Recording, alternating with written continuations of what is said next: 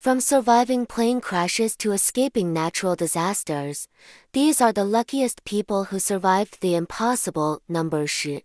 Ben McMahon. On November 13, 2011, a small plane was flying over the Rocky Mountains when it suddenly went down. All 7 people on board were killed except for one 15-year-old Ben McKee, who managed to survive the crash. He had just finished taking off from an airport in Idaho when his single-engine propeller-driven aircraft lost power and went down in a field. Paul managed to land the plane safely, but unfortunately, it burst into flames as soon as it hit the ground. Miraculously, Paul managed to escape the burning wreckage without suffering any serious injuries. His first crash occurred in 1947 and he was flying a small aircraft. He had planned to fly from New York to West Virginia, but bad weather forced him to make an emergency landing. Sullivan was the only person on board the plane, and he managed to survive the crash, even though the plane burst into flames upon impact. On April 6,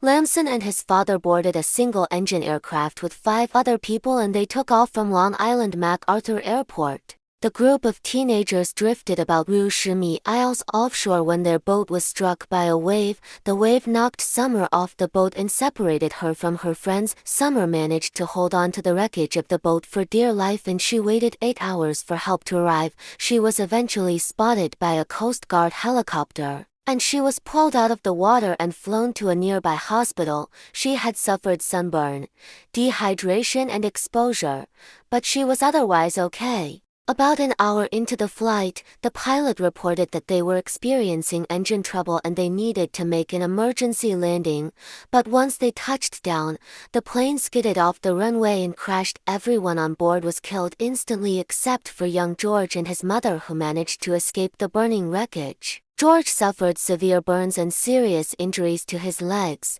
but he survived. The official cause of the crash was never determined, but many believed that pilot error was to blame. Just 5 years later, Sullivan was involved in another deadly plane crash. He was flying a different aircraft from Virginia to Washington, D.C., when the plane went down near Mount Vernon.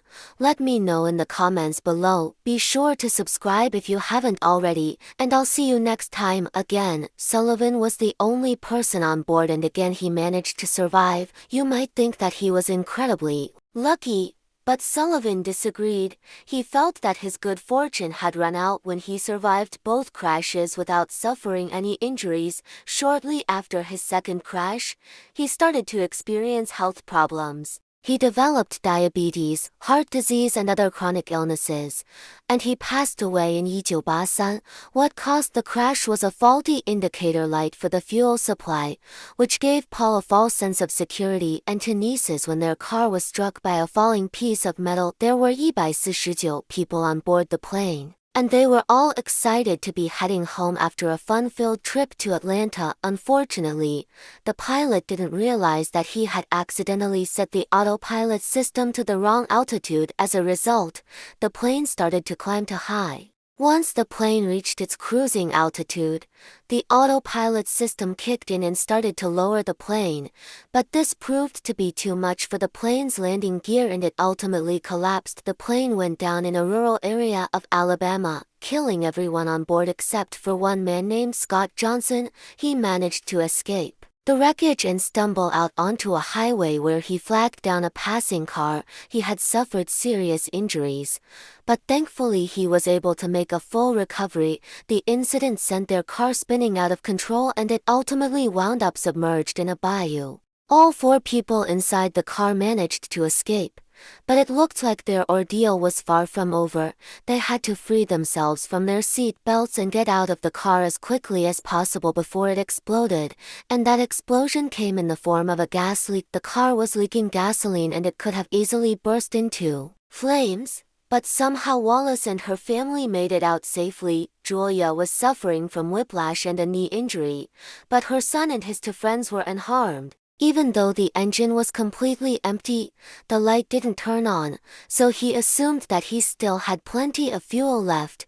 He had been in the back of the plane with 2 others and they had all fallen out of the aircraft when it hit the ground. There were 28 people on board the plane at the time, including 27 passengers and 5 crew members. During the descent, the pilots had requested that air traffic control take over the management of the aircraft's autopilot system, but shortly afterwards, the plane suddenly dropped 4,000 meters or about UI feet. Everyone on board was killed instantly, except for one flight attendant named Vesna Vulovic. She managed to survive the crash, but she suffered serious injuries, including a punctured lung, broken leg, broken collarbone, broken pelvis, multiple skull fractures and brain damage. She fell out of the plane during the crash and somehow landed on her feet, which may have helped to protect her head, but even so, doctors weren't sure if she would survive. Amazingly, she pulled through and was discharged from the hospital 3 months later.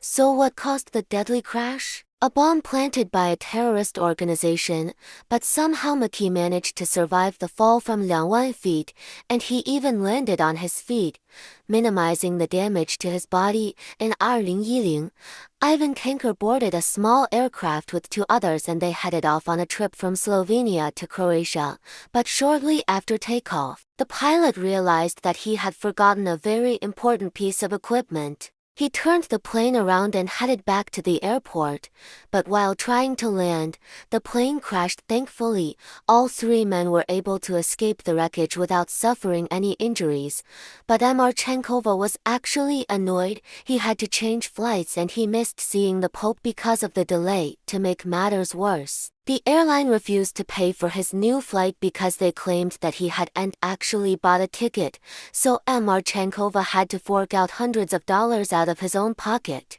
When emergency workers arrived at the scene, they found that he was still breathing. Although he did have a small cut above his eye and a few other minor injuries, he also managed to dial 911小时himself and talk to the operator before losing consciousness, and that call may have saved his life because it led emergency workers straight to him. He spent 4 days in a coma, but thankfully he was able to make a full recovery and go home. So what caused the deadly crash? A broken altimeter, which is used to tell how high up a plane is flying. This meant that the pilot thought they were much closer to the ground than they really were and they ended up flying into the side of a mountain. Nojo. Jose Salvador Alvarenga. Jose Salvador Alvarenga is a fisherman from El Salvador who was caught in a shark cage for nearly a year. In November of 2012, Alvarez Niga and his fishing partner boarded their boat and set off to catch some tuna, but bad weather forced them to stay at sea for longer than expected and eventually their food ran out. They were then forced to drink salty ocean water and eat fish that they caught with their bare hands. But this wasn't exactly easy because the weather conditions were so rough. Storms and high waves kept crashing over the boat and making everything difficult. Somehow they managed to survive for 4 months until their boat finally broke apart during a storm and the 2 men were thrown into the ocean where they were met with the same harsh weather conditions and almost no food or water. Alvarenga's companion died after being stranded at sea for 4 months.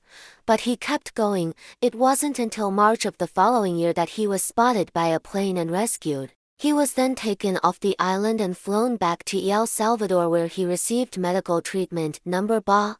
Gregory Paul. Gregory Paul was only 17 years old when his plane crashed. Number 7.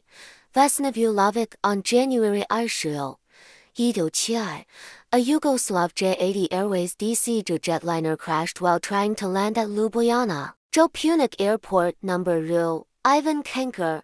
While most people are pretty happy when they're able to survive a plane crash, this next man was actually disappointed. No. Roy Cleveland Sullivan. Roy Cleveland Sullivan was a national park ranger who survived not 1 but 2 different plane crashes. Number 4. Julia Wallace. In 2012, Julia Wallace was driving along a highway in Texas with her son Nosai, Scott Johnson. On August 10, 1976, Southern Airways Flight 233 was traveling from Atlanta to Northwest Alabama Regional Airport, NOR. George Lamson. George Lamson was only 11 years old when he managed to survive a plane crash that killed his father and 6 other people. Number 1. Lauren Summer. Lauren Summer was enjoying a nice day at the beach with her friends when they decided to take a ride on an inflatable boat. Thanks for watching. Which of these people do you think was the luckiest?